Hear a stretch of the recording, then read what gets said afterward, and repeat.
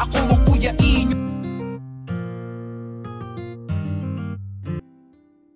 Magandang araw po sa inyong lahat at muli po, welcome po dito sa inyong paboritong programa.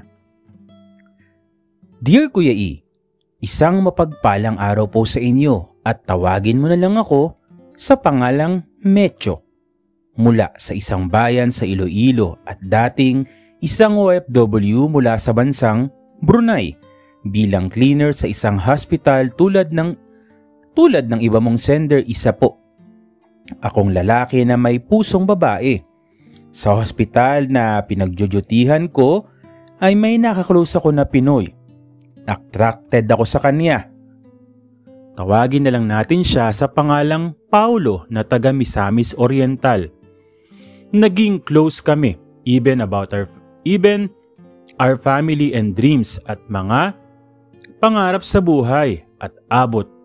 Dreams at pangarap about sa girlfriend niya until na sinabi na may gusto ako sa iya o kanya ba yun? Sabi ko sa kanya, hindi ko man hinihingi na mahalin mo ko ng sapat ay sapat na rin sa akin na mabigyan mo ko ng oras at atensyon. Pero sabi niya sa akin, maibibigay ko rin yung atensyon at oras na nahingi mo pero hanggang friend lang tayo. Friend zoned. Sinagot ko siya na salamat sa pagbibigay mo sa akin ng oras at atensyon. Kung alam mo lang kung gaano ako kasaya kapag magkasama tayo. Sinagot niya, binibigay ko naman yung atensyon pero hanggang friend lang tayo. Paulit-ulit dapat may tawagan tayo. Ano kaya? Sabi ko babe o pangga. Pero sagot niya, hindi ka common. Isa pa, hindi man tayo magsyota. Ganito na lang, part, as in partner. As in, I am part of your life and you are part of my life. Tara yung part Hindi ba fart, utot? Joke lang. Sabat ko yung maganda at tamang-tama. Sige, ganun ang tawagan natin. Part, hindi fart part, parte, partner. Kaya yun ang tawagan namin that time. Ako na nag-akyat sa hagdan para maglinis sa siling at siya ang tagahawak ng hagdan para hindi ako mahulog.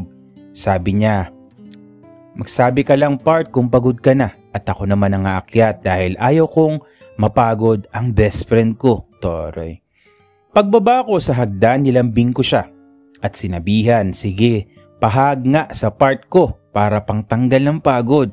Pero nasa likod namin ang aming supervisor na Pinoy din. Marinig niya, lahat ng aming pinag-uusapan, tumawa lang ang supervisor. May sense of humor siya kasi basta magkasama kami, madami siyang mga jokes at kung anong mga patawa ang ginagawa niya. Pag sa site, sabay kaming kumain sa pantry ng mga workers at tapos kumain sa nag-i-internet, sa cellphone, connected sa wifi at tabi kami. Pero nagchat-chat ng mga emoticons nga, mga heart, tapos re-replyan niya ako ng smiling face or approve. At kung kami lang tao sa pantry, nilalambing ko siya, inaakbayan at magkatabi kami nauupo sa service bus. Magkasama rin kami sa staff house, kami sa ground floor sila, sa second floor. Kahit tinutokso kami ng mga kasamahan namin pero useless naman kaya sinasadya namin na mag-headset para hindi namin marinig kung ano-ano ang mga sinasabi nila. Basta magkaibigan lang kami. Kapag kumakain sa staff house o sa job site, sabay kami. Hindi siya madamot sa pagkain. Kapag may pagkain siya, sineshare niya sa akin at ganun din ako sa kanya. In fact, inuuna niya ako sa tropa niya. One time, birthday ng kasama namin sa staff house, syempre may inuman at kinabukasan, hindi ako nakasaing at nakaluto ng pagkain at ulam. Samantalang si Paulo nakaluto. Pag-abot namin sa job site, since nakita niya na may hangover ako, pinagtimpla niya ako ng kape at binigyan ng kanin at ulam. Sweet naman pala. One time nagtagay kami uli. Ngunit na bad trip ako. May isa ring bakla na Pinoy na taga Ilocos Tawagin na lang natin siyang Ryan. Nilalandi niya si Paulo. Naku, patay tayo. At chinachansingan. In short, kursunada at gusto niya rin si Paulo. Kaya hinila ko si Paulo. Taray. Sa papasok sa kwarto at pag upo namin sa kama niya, inakbayan ko siya at sabi niya sa akin, "Nagseselos ka lang kay Ryan?" Sinagot ko siya, "Oo, dahil binabastos ka niya sa harap ng maraming tao. Nirespeto kita dahil mahal kita. Tapos siya, binabastos ka niya sa maraming tao." Sinagot naman niya ako na lasing lang yun. Hayaan mo na at pagsasabihan ko. Baka gusto naman ni Paulo. At hinawakan ko siya. At hinawakan niya ako sa balikat at sinabihan, "Huwag ka nang magselos. Sige, matulog na tayo." Sinagot ko siya, "Sige, dito ako matutulog sa sahig lang." Sinagot niya ako, "Sige, ayusin ko lang ang tulugan mo."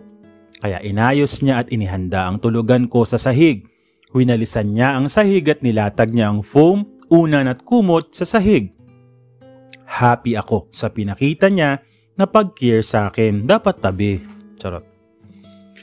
Kinabukasan, pagdating namin sa job site, binigyan niya muli ako ng kape para pangtanggal antok daw ang sabi niya. Samantalang si Ryan ayaw magpatalo. Pursigido rin na makuha ang loob ni Paulo. Tuwing umaga, binibigyan niya ng ulam si Paulo. Nagseselos man ako. Naku, may nagwawala. Nagseselos man ako. Bibagsak lang. Nagseselos man ako. Ano daw? At bad trip sa ginagawa ni Ryan, pero wala man magawa. Okay na rin kasi paborin kami. Kasi yung ulam na binibigay ni Ryan kay Paulo ay sineshare din ni Paulo sa akin. At kung minsan, hindi kami sabay ni Paulo sa pag-break time. Nag-chat siya sa akin na, "Part, kumuha ka lang ng ulam dyan sa bag ko." Pursigido si Ryan na makuha man ang loob ni Paulo. Pero sa akin, mas malapit ang loob ni Paulo. Nagulat lang ako dun sa bumagsak. Ba't siya biglang bumagsak? Wala namang hangin, walang electric pan. Ala. Samantala, kami ni Paulo ay mas close. Tabi lagi sa upuan sa service bus pagmula sa stop house pa job site at ganun din pag uwi mula job site pa uwi sa stop house. In fact, parang na-reserve na niya sa akin ng upuan. Kasi pag siya ang nauuna, nilalagay niya ang kanyang bag sa tabi niya na parang naka-reserve na sa akin. Aking tabi niyang upuan at dahil medyo malayo ang biyahe, nakatulog ako na nakasandal sa balikat ni Paulo. Minsan, nakiusap si Ryan kay Paulo na sila naman ang magkatabi. Pero ayaw pumayag ni Paulo. Napakalambing ni Paulo at maalaga. Minsan nilalambing ko siya. Pumapalag siya pero nagpakita ako na nagtampo ako. Maya-maya, lapitan na niya ako at hinimas-himas ang braso ko. Actually that time, hanggang lambing, akbay at halik lang ang ginagawa namin. Kung umaga naman, ako ang maagang gumising at magluto ng ulam at magsaing ng baon namin. Siya din ang pinagsaing ko din ng kanin niya at babaunin niya sa job site at lagyan ng kanin ang baonan niya. At ihanda ang mga gamit na dadalhin niya sa job site. Tapos gigisingin ako. Kung ayaw niya, pang bumangon ay yayakapin at hahalikan ko siya. At pagpasok ni Ryan para magbigay ng ulam, makikita kami ni Ryan na magkayakap at naghalikan. Kasi magkasama na kami sa kwarto. Bale, mga 8 kami sa isang room, puro lahat mga Bisaya. Taga Misamis Oriental kaya malaya akong naglambing sa kanya. Kasi alam naman nila ang tungkol sa amin. Kasi inis na inis si Ryan na lumalabas ng kwarto. Iba ang kwento ni Ryan. Last week of September 2018, na-aksidente ako habang naka-duty overtime sa hospital. Since private hospital, ako tinransfer sa government hospital. Nang malaman ni Paulo, panay ang message niya sa akin na nagpakita ng concern at pag-aalala kung ano ang nangyari sa akin at kahit nasa hospital ako, panay ang monitor niya ng sitwasyon ko hanggang tinahi ang sugat ko. At dinischarge sa, ano ba yung gin? Ayan, alam niyo yan, no? Gin-discharge sa hospital at umuwi. Samantala ang isa naming kasama nag-message sa akin, ang bag mo at ibang gamit dadalin ko sana pero dinala na ni Paulo. Kinuha niya sa akin, siya na lang daw ang magdadala. Kinabukasan pinuntahan ako ni Paulo sa higaan ko at gincheck ang sugat ko since sa ulo ang sugat ko, siya na ang nagdressing ng sugat ko at naglagay ng gamot. Happy ako sa pinakita niyang concern at pag-aalala. October 15, 2018, birthday ni Paulo. Day off niya. Kag ako pag panghapon ng duty. Kaya gumala kami pero bago kami gumala, sinamahan niya ako sa hospital para magpakuha ng tahi ng sugat ko.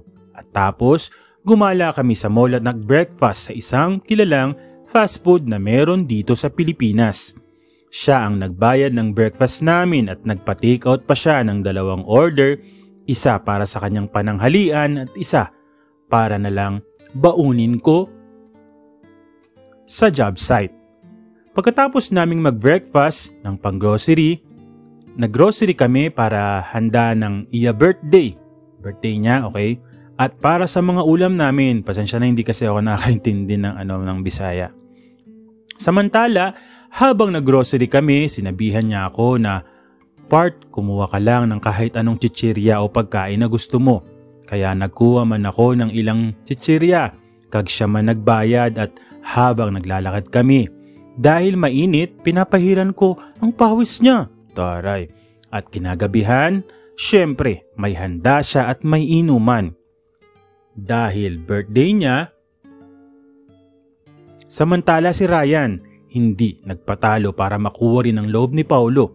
Kaya tuwing umaga, binibigyan niya ng ulam si Paulo at kung anong luto ko na ulam, niluluto niya rin. Taray, nakikipagkompetensya, no? Pero hindi alam ni Ryan na minsan yung niluluto ko na ulam ay si Paulo ang bumibili at binibigyan ko lang si Paulo. At minsan yung binibigay na ulam ni Ryan kay Paulo, binibigay din sa akin ni Paulo. Patuloy ang ganitong setup. By the way, iba nga pala ang job site ni Ryan pero kami ni Paulo ay magkasama sa job site. Until first week the month of December, gin-transfer ako ng job site. Another challenge to me, another adjustment for new job, new boss, co-workers, new friends, and new surrounding. Masakit at malungkot sa akin na malayo kay Paulo. Wala man akong magawa dahil policy yun ng company. Nag-araw na gin-inform ako ng supervisor na ilipat at hindi na pinag-overtime para makapag-prepare para sa pag-transfer. Minessage ko si Paulo. Tumating na pala ang gate pass ko para doon sa job site. Magkita daw kami ni Sir June sa job site, bukas doon niya ibibigay. Pagkatapos nag-reply siya, "Lipat ka staff house, Part." Nag-reply ako, "Oo, Part. Salamat, Part, sa atensyon at oras na binigay mo sa akin. Kung alam mo lang kung gaano ako kasaya na nakilala kita at tumating ka sa buhay ko at kung gaano ako kasaya tuwing magkasama tayo. Salamat, Part, sa lahat sa pagpakita mo ng concern at care. Naramdaman ko naman eh. At sorry, Part, kung may mga bagay na hindi magandang nagawa ko sa'yo at kung may mga bagay na ayaw mo. Basta, lagi mong tatandaan na espesyal ka sa akin. At higit sa lahat, Part, sorry kung itinuring kita o minahal sa higit sa kaibigan. Masakit man na magkalayo na tayo, wala na akong magawa. Pero ang alaala mo mananatili dito sa puso at isipan ko. Memories to be treasured and valued." Nag-reply siya, "Huwag ka mag-alala, Part. Magkikita pa tayo. Ibang site ka lang na malilipat. Nandito ka pa rin sa bansang ito. Magkikita pa tayo. Salamat pala sa pag-alaga sa akin, Part, at sa lahat." Nag-reply ako, "At salamat, Part, na hinayaan mo ako na alagaan ka at mahalin ka kahit higit sa kaibigan. Sa pag-unawa mo sa nararamdaman ko sa iyo." Isang malaking thumbs up ang nireply niya. Wait lang, akala ko nagkikiss na kayo hanggang as friends lang ba yun? Anyway. On the next day, nag-umpisa na ako ng duty sa new job site. Pero temporary, doon pa ako nagtulog sa kanilang staff house kasama si Paulo. Then, it was confirmed na kailangan ko mag-transfer ng staff house. Kinmessage ko si Paulo. Talagang ililipat ako ng staff house. Part, para magka-OT ako. Nag-reply siya, ganun ba Part? Paano yan? Wala nang mag-aalaga sa akin. Nag-reply ako, wala kasing magatid sa akin sa staff house nyo dyan. Pag nag-overtime ako, mamimiss kita Part. Oo nga Part, hindi na kita maalagaan. Hindi na kita may pagsaing at maihanda ng baon mo. Nag-reply siya, oo nga Part. Okay lang, kakayanin ko na lang. Nag-reply ako, ako din Part. Kakayanin ko na hindi kita makasama. Nandun naman si Ryan. Darating din ang araw na muli tayong magkasama muli. Mga 1 linggo pa na doon ako umuwi sa staff house nila at sa natirang araw na magkasama kami, pinakita ko sa kanya ang pag-alaga tulad ng pagsasaing ko ng kanin na babaunin niya sa job site at lagyan ng kanin ang baunan niya at ihanda ang gamit na dadalhin niya sa job site. Tapos, gigisingin ko. Isang gabi, wala siya. Nag-overtime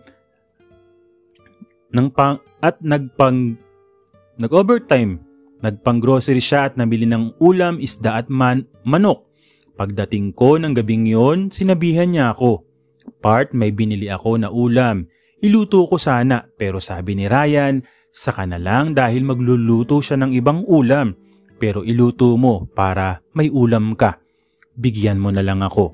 Pero itago mo sa kanya, baka pag nakita niya, hindi siya magbigay.